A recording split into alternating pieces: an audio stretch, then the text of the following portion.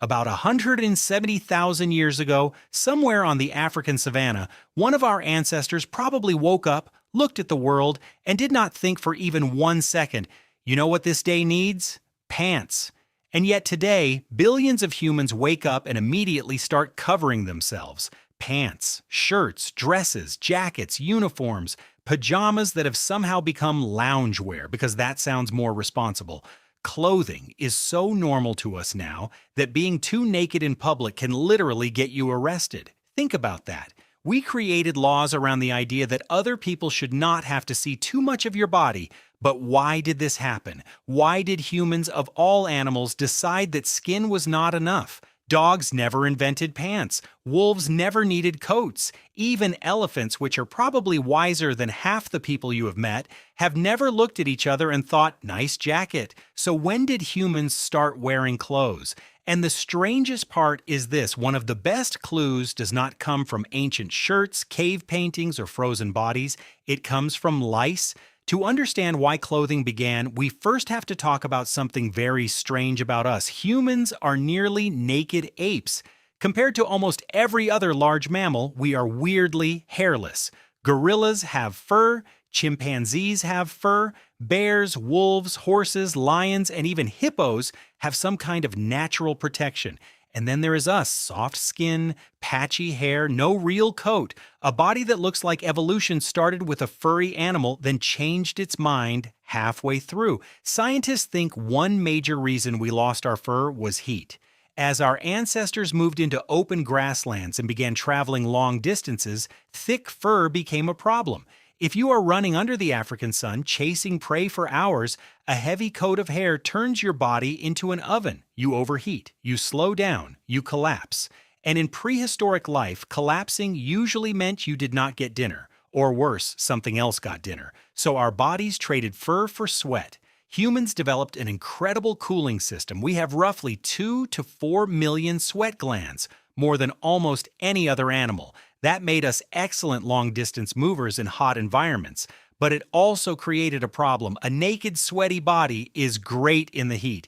It is terrible in cold wind, thorny grass, biting insects, sharp rocks, and freezing nights. At some point, our ancestors needed a second skin. But here is where the simple explanation breaks.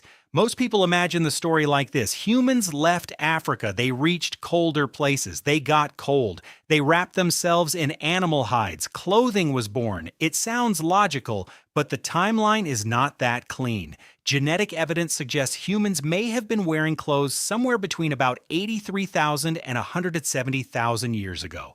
But major migrations of modern humans out of Africa happened much later, around 70,000 years ago. So if clothing was only invented for cold climates, why does it seem to appear before humans reached many of those colder regions? That means clothing probably began for more than one reason. Protection was likely part of it. Imagine walking through tall grass, thorn bushes, rocky ground, and insect-filled landscapes every day. A simple hide wrapped around your body could protect you from cuts, sunburn, bites, scratches, and infections. It was not fashion yet. It was survival comfort, a barrier between your vulnerable skin and a world that constantly wanted to poke holes in it. But humans are never satisfied with just function, because very early on, clothing probably became something else, a signal. Now we get to the disgusting detective story. Humans have head lice and body lice. Head lice live in hair. Body lice live in clothing, not on bare skin, not just anywhere. They need fabric, folds, seams, and the shelter that clothing creates. That detail matters because body lice evolved from head lice. So when scientists studied the genetic split between these two kinds of lice, they realized something incredible. The moment body lice became different from head lice was probably the moment humans had been wearing clothes often enough for a new parasite to move in. In other words, lice accidentally recorded the beginning of clothing. Researchers estimated that body lice split from head lice somewhere between roughly 83,000 and 170,000 years ago. That means one of the oldest pieces of evidence for human clothing is not a shirt, it is not a needle, it is not a preserved animal skin. It is a parasite that looked at early human fashion and said, "Great, I live here now.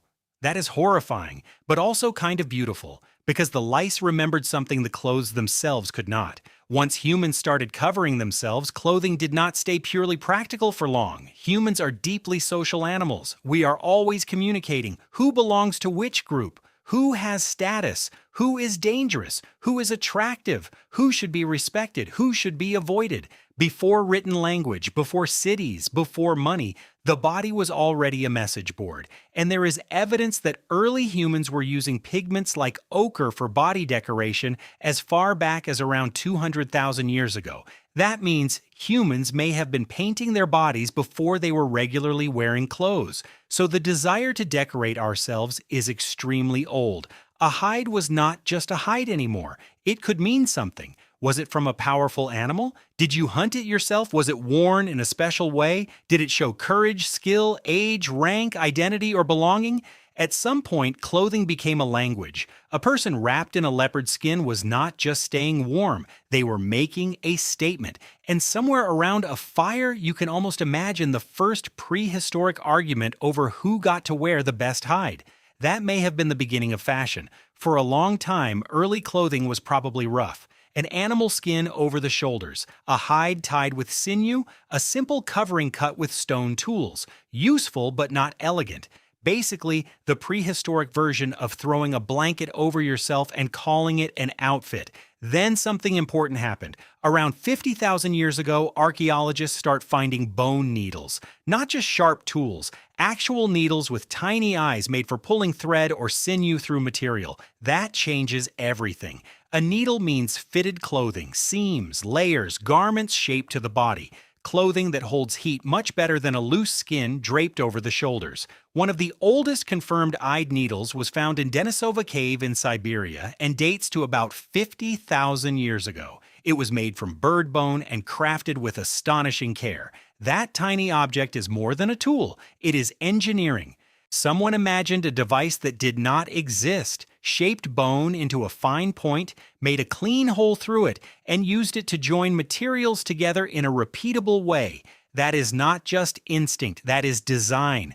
And in a place like Ice Age Siberia, design could mean the difference between life and death. Without fitted clothing, a human body cannot survive extreme cold for long. With stitched, layered clothing, humans could enter environments where our naked bodies had no business being. We did not evolve thick fur again. We built our own. Modern humans were not the only ones wearing clothes. Neanderthals also processed animal hides, used tools for working leather, and lived in cold environments where clothing would have been essential. Their bodies were already adapted for cold in some ways. Stockier builds, shorter limbs, and other traits that helped conserve heat. But biology alone was not enough. They needed coverings. They needed prepared hides. They needed technology.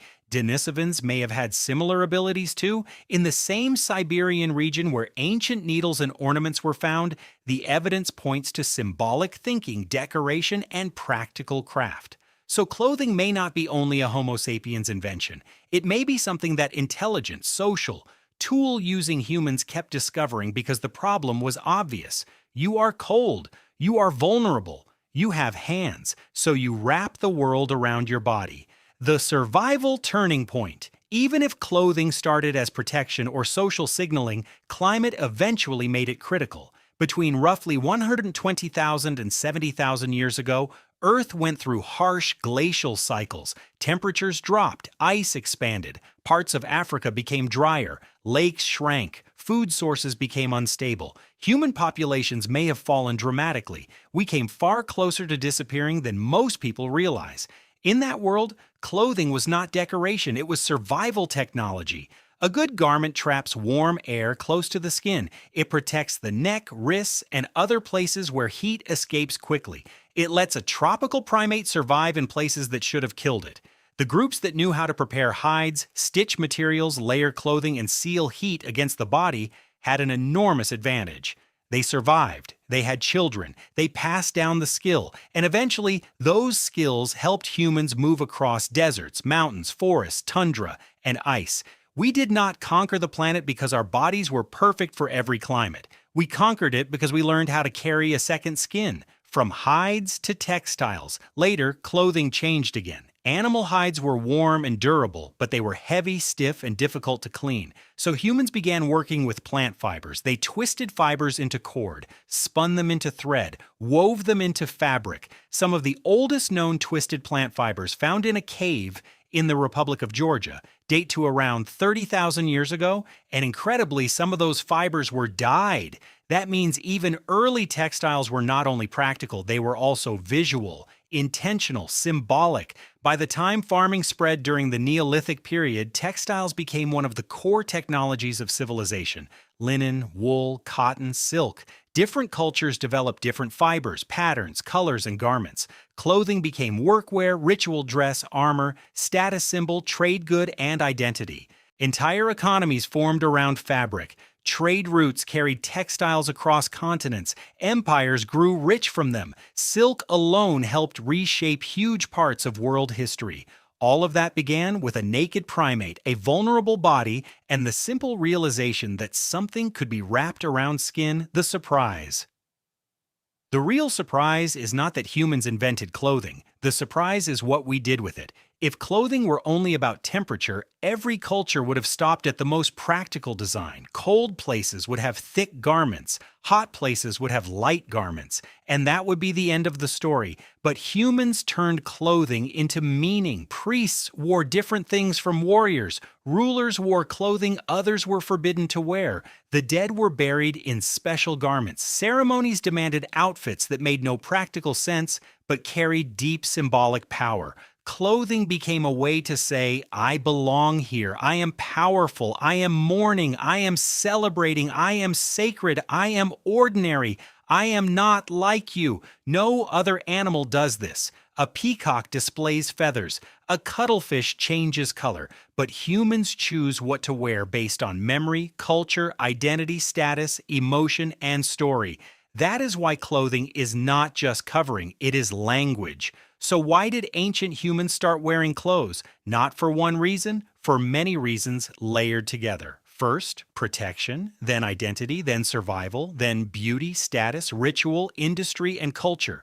Clothing began as a practical answer to a vulnerable body, but it became one of the most human things we ever created. And the strange part is, you are still doing it right now. Whatever you are wearing today, you made a choice. Maybe for comfort, maybe for work, maybe for style, maybe because it was the cleanest thing on the chair, but that choice connects you to someone standing on the African savanna over 100,000 years ago, wrapped in hide, marked with pigment, trying to show the people around the fire who they were. That is the hidden history inside your shirt.